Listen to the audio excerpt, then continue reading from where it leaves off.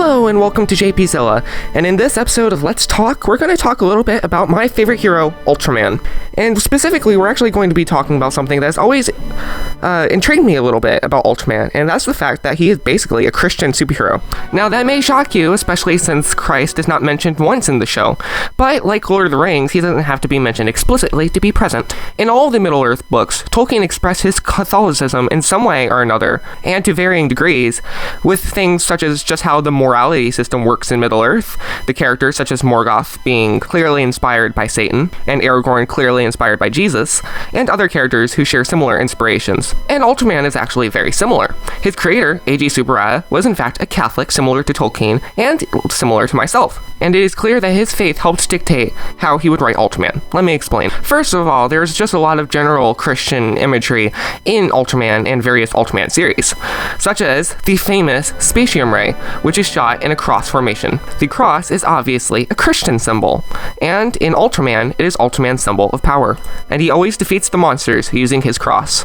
Now, the Christian imagery in the Spatium Ray is evident, but it is also present elsewhere throughout the series, such as in The Return of Ultraman, when Go Hideki is dying in the first episode, and one of the characters lays a crucifix on him. Later, he is saved by an Ultraman Jack, whose symbol appears to be a star very reminiscent of the star which guided the three kings, the Magi, to Christ, the same star which is associated with Christmas.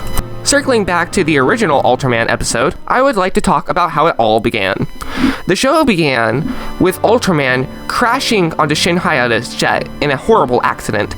This actually kills Shin Hayata, but Ultraman, in an act of mercy, gives Shin Hayata his life. This in itself is a metaphor for Christ, who gave his life for the life of all sinners. Furthermore, from that point on, Ultraman and Shin Hayata would become as one.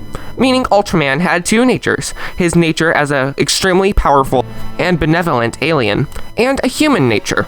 This is similar to how we view Christ, who himself had two natures, one God and one man. Sinless all around. But like Lord of the Rings, Christian theology is also mirrored in Ultraman's villains. In this video, I specifically want to talk about Mephiles. Right off the bat, we can see that Mephiles' name is derived from Mephisto, an ancient name for the devil. Not only that, but in the original show, he acts like the devil too. He wants Earth for his own, just like the devil does.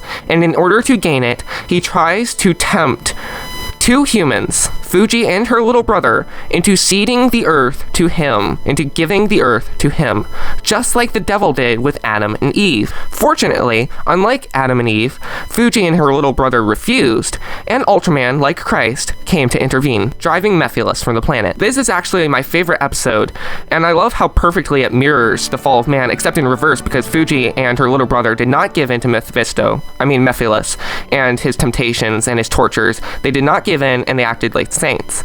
And then Ultraman came, and that's where he says one of my favorite lines in the whole series, where Mephiles asks him, "What are you, a human or Ultraman?" And he says, "I am both," further reinforcing the dual nature, which is in itself a metaphor for Christ. Now that we've talked a little bit about the first series, I actually want to talk about Shin Ultraman.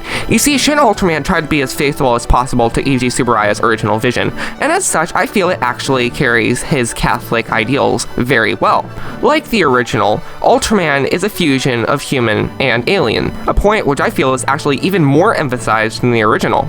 Although I would have liked to have seen Shinji Kaminaga's original personality peek through the weird, cold Ultraman exterior, but that's just a nitpick. He comes to love humanity, similar to how Christ does, and is willing to sacrifice himself for humans, just like Christ did. And of course, Mephiles makes his grand return, once again playing the devil figure. One particular scene I love in Shin Ultraman is the scene where Ultraman and Mephiles are negotiating over a drink. I think that perfectly represents the kind of relationship they have, where neither can compromise to the other. Furthermore, it is also very visually representative of their opposition, because Mephiles wears all black, however we get to see Shinji Kaminaga's white shirt. Of course, black is a symbol of evil, and white is a symbol of purity. We see similar color imagery in The Return of the Jedi, actually, because throughout that whole film, Luke wears a black outfit, which is George Lucas's way of casting doubt on whether Luke is actually going to come out of this movie a good guy.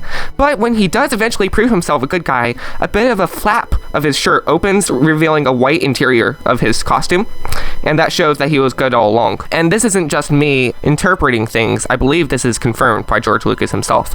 I could be wrong, but I don't think I am. And of course, we get to Zophi and Zeton. Zophi also represents the devil, kind of like how Mephiles does in Shin Ultraman, as he wants to destroy all of humanity, similar to how the devil wants to destroy humanity, and Christ wants to save humanity. To destroy humanity, Zophi uses Zeton, and in the part where Shin Ultraman actually goes to fight Zeton for the first time, there's a score by Shiro Sugisu playing that actually talks about the fall according to the Bible, and the 7 deadly sins, obviously casting Zeton as this devil character trying to destroy humanity. And speaking of villains, there's one last big one I want to talk about, Ultraman Belial. That's right, Ultraman Belial. Now, just from his name, which is derived from the demon Belial, we can tell that this is not a good guy, and in fact is a bad guy rooted in Christian religion, as his name is literally a demon's name. Not only that, but this guy is basically the devil of Ultraman, having once been a member of the Land of Light's people, i.e. angels, and having fallen, tempted by a power that did not belong to him, just like Satan in real life. So what did you think of my analysis? Was I onto something, or was I completely off? Please leave your thoughts in the comments down below, and I would like to remind everyone to be respectful. Even if you think the other person is wrong, that's no excuse to call them any names, to yell at them, because that doesn't really help. But I would appreciate your respectful comments. Even more so, I would appreciate a subscription, so that you can see all my Godzilla, Ultraman, King Kong, and other related topical videos. Until then, this has been JP Zilla.